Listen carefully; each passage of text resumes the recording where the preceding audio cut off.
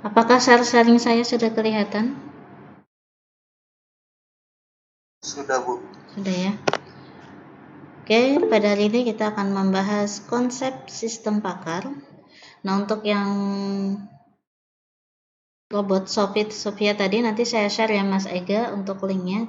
Ini saya buka tadi masih muter-muter aja. Iya, Bu. Ya. Selanjutnya kita akan membahas konsep sistem pakar.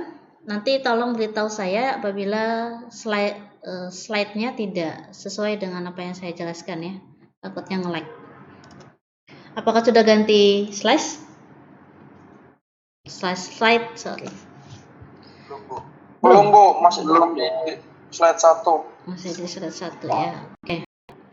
Kita pakai ini saja. Oke, selanjutnya adalah sudah balik ya? Sudah kelihatan tulisan definisi? Sudah, Bu. Nah. Oke, apa itu definisi dari sistem pakar tersebut? Jadi sistem berbasis komputer yang menggunakan pengetahuan, fakta, dan teknik penalaran dalam memecahkan masalah yang biasanya hanya dapat dipecahkan oleh seorang pakar dalam bidang tertentu. Jadi di sini saya nggak coret-coret di sini.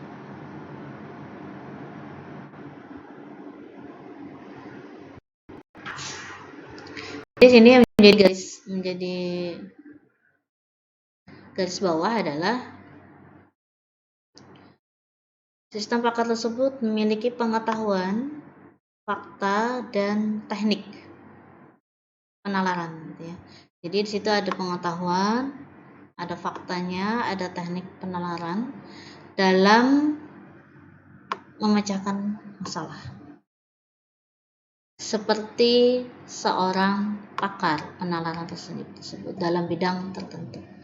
Jadi sistem pakar ini dia memiliki pengetahuan dari fakta tersebut dan bagaimana teknik penalarannya. Penalaran nanti adalah bagaimana metodenya atau algoritma yang digunakan dalam penalaran tersebut untuk memecahkan masalah seperti seorang pakar dalam bidang tersebut. Nah, itu cara definisi dari sistem pakar. Jadi, sistem pakar tersebut adalah bagaimana membantu memecahkan masalah menggunakan pengetahuan, fakta, dan teknik penalaran seperti seorang pakar dalam bidang tertentu. Bagaimana cara membangunnya? Membangun sistem informasi berbasis sistem pakar ini dibuat pada wilayah pengetahuan tertentu untuk suatu kepakaran tertentu yang mendekati kemampuan manusia di satu bidang. Jadi yang pertama adalah kalian mengetahui dulu wilayah pengetahuan apa yang akan kalian ambil, yang akan kalian pelajari pengetahuan tersebut. Habis itu pilih di bidang ketika udah tahu wilayahnya, misalnya wilayah kesehatan di bidang kedokteran. Setelah itu pilih bidang kedokterannya bidang apa? Apakah bidang kedokteran bidang jantung, spesialis jantung, atau misal bidang-bidang kedokteran yang lain seperti. Karena itu kedokteran sendiri pun atau kesehatan sendiri pun lingkupnya masih cukup banyak ya. Jadi kalian harus memfokuskan di satu bidang. Nah, ketika kalian udah tahu apa yang akan kalian ambil sama dengan ke arah final project nanti, apakah yang tema yang akan kalian ambil, maka yang pertama adalah kalian melakukan wawancara kepada pakar-pakar tersebut. Apa saja poin-poinnya, apa saja permasalahan yang biasa didiagnosis di bidang tersebut. Setelah itu, ketika kita sudah mengetahui, maka data tersebut harus disimpan dalam bentuk pengetahuan. Selanjutnya nanti disesuaikan bagi penyelesaian masalah menggunakan penalaran sederhana. Jadi ketika data-data tersebut sudah kita dapatkan, maka kita harus menyimpan dalam bentuk pengetahuan. Setelah itu diproses agar menjadi suatu yang bisa diselesaikan menggunakan penalaran sederhana. Sistem pakar mencoba mencari solusi yang memuaskan sebagaimana dilakukan oleh seorang pakar. Di sini kita garis bawahi mencoba ya. Jadi mengusahakan menyelesaikan suatu permasalahan seperti yang diselesaikan atau diberikan solusi seperti seorang pakar.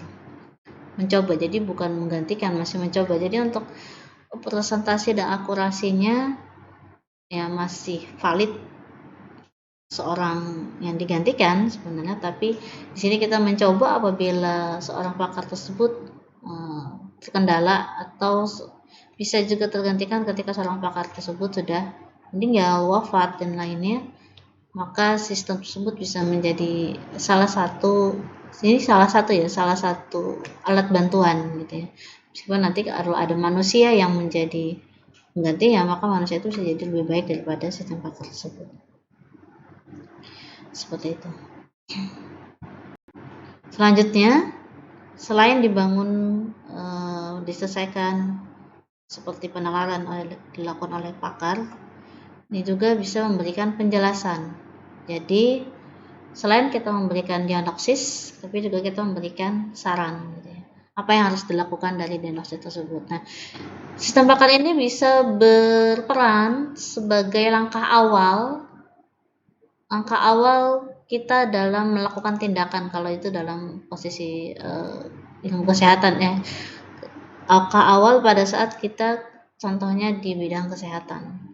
Langkah awal yang harus kita lakukan, apa yang harus kita lakukan ketika ada permasalahan tersebut. Meskipun nanti harus dicek ya secara fisik seperti itu. Nah, biasanya sistem pakar juga hanya digunakan untuk memecahkan masalah yang memang sulit dipecahkan dengan pemrograman biasa. Mengingat biaya yang diperlukan untuk membuat sistem pakar jauh lebih besar dari pembuatan sistem biasa gitu. Jadi pembuatan sistem pakar itu membutuhkan biaya yang lebih banyak dibandingkan sistem biasa, terutama adalah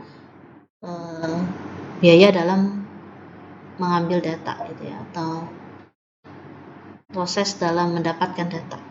Itu biasanya berbeda dengan sistem yang lain. Kesulitan dalam pengambilan data itu tidak terlalu sulit, akan tetapi sistem pakar harus jelas datanya. Nanti kita akan bahas bagaimana cara teknik mengumpulkan data, apakah data tersebut valid atau tidak. Selain data, yang lebih sulit lagi adalah algoritma yang digunakan. Itu gimana algoritma yang paling tepat yang dapat menghasilkan akurasi yang baik. Selanjutnya, siapa pemakai dari sistem pakar? Jika kita sudah selesai membangun, gitu ya, sudah selesai membuat sistem pakar dan sudah bisa menghasilkan sebuah diagnosis dan bisa memberikan solusi dari diagnosis yang kita lakukan seperti itu, maka kita akan memprediksi atau menganalisis siapa nanti pemakai sistem pakar tersebut. Ada yang pertama adalah orang awam yang bukan pakar, yang meningkatkan kemampuan mereka dalam memecahkan masalah. Contoh, kita yang bukan orang medis, kalau di bidang kesehatan, kita kan kalau di bidang lingkup orang kesehatan kita masuk orang awam ya. Kita bukan orang yang ahli di bidang medis, maka kita sebut sebagai orang awam. Atau teman-teman kita yang bukan di bidang IT, itu juga disebut dengan orang awam. Jadi orang awam yang dia bukan bergelut di bidang tersebut, itu bisa sebagai pemakai dari sistem pakar, sebagai pembantu di awal ketika ingin mendiagnosis atau memecahkan suatu masalah. Yang kedua adalah asisten. Nah, asisten pakar tersebut yang intinya tadi kalau yang dokter berarti ada asisten, ada perawat. Nah, dokter tersebut tidak bisa hadir karena satu hal yang mendesak dan lainnya bisa digantikan oleh perawat tersebut dan diberikan sebagai orang yang berpengetahuan di bidangnya. Jadi asisten tersebut bisa melakukan pekerjaan sama seperti yang dilakukan oleh dokter yang berpengalaman atau dokter yang di bidangnya, akan tetapi tetap dipantau, dievaluasi oleh dokter yang bersangkutan. Jadi bisa diketahui kira-kira perawat tersebut ngambil keputusan apa, diagnosis apa gitu, bisa dilacak gitu ya, apakah ada kesalahan atau tidak dan bisa dievaluasi.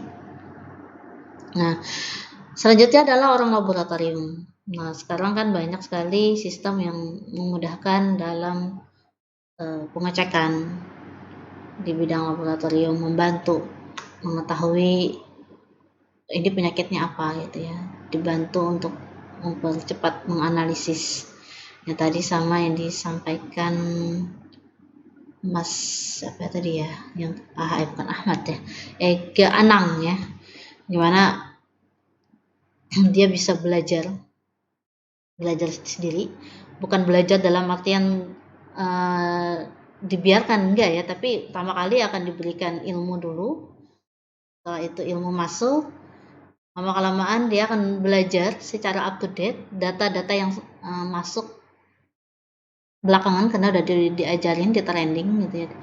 Ketika ada data update, dia akan mempelajari terus, dan belajarnya itu secara otomatis tanpa harus manusia itu lagi mengklik running terus gitu ya, mengklik dipelajari, dan tapi dia mempelajari secara otomatis data-data yang sudah ada yang dimasukkan sebelumnya dengan data-data yang lagi proses masuk gitu ya, atau yang lagi proses, dan dia bisa mengenali data tersebut. Jadi ada self learning gitu ya, belajar dengan diri sendirinya karena ada data yang sebelumnya udah di training. Ketika ada data update lagi, dia akan mempelajari sendiri seperti itu.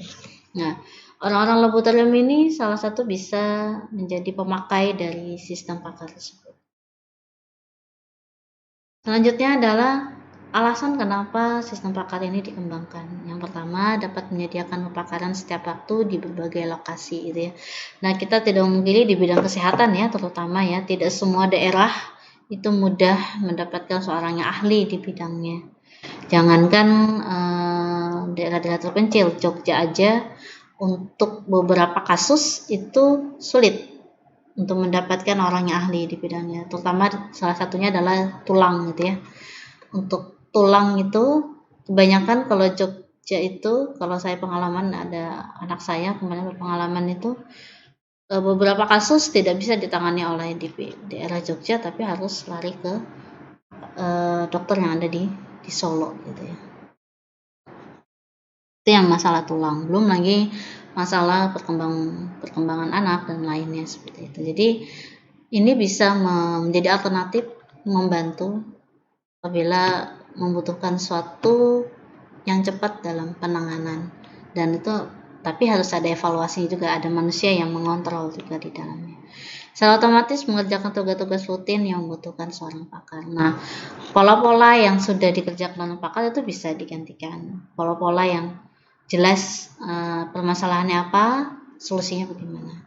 Itu tugas-tugas rutin yang bisa digantikan.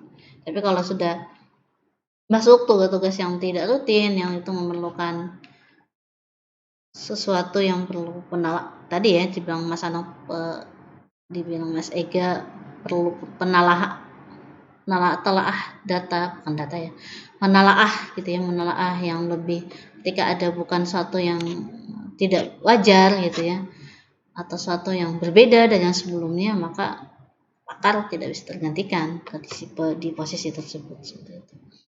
Nah, bisa juga alasan dikembangkannya adalah seorang pakar akan pensiun atau pergi. Nah, itu juga bisa jadi salah satu. Kadang daerah-daerah tertentu itu kan banyak mendatangkan pakar-pakar dari luar. Ketika sudah pensiun kan biasanya pakar tersebut akan balik ke daerahnya. Nah, bagaimana cara kita pakar tersebut tetap bisa memberikan kontribusi di daerah tersebut seperti itu. Menghadirkan atau menggunakan jasa seorang pakar memerlukan biaya yang mahal. Jadi pembuatannya juga mahal, ternyata lebih mahal lagi sebenarnya menghadirkan pengguna jasa seorang pakar apabila pakar tersebut memang benar-benar sangat jarang atau benar-benar sangat limited edition gitu ya. Lebih mahal mendatangkan seorang pakar. Apalagi kalau kondisi COVID seperti ini ya, di bidang kesehatan itu banyak sekali para dokter-dokter yang ahli sudah pada gugur gitu ya, dan sebenarnya mereka masih diperlukan, jasa mereka masih diperlukan, pikiran-pikiran mereka gitu ya. Nah, salah satunya alternatif yang bisa membantu menggantikan sementara gitu tugasnya mereka, bisa jadi kita membuat sistem pakar yang berkaitan dengan bidangnya mereka, seperti itu. Kepakaran dibutuhkan juga di lingkungan yang tidak bersahabat atau hostile environment. Kepakaran-kepakaran tertentu yang kondisi-kondisinya yang tidak bisa kita prediksi, maka mungkin sistem itu bisa berperan lebih andil dari kita.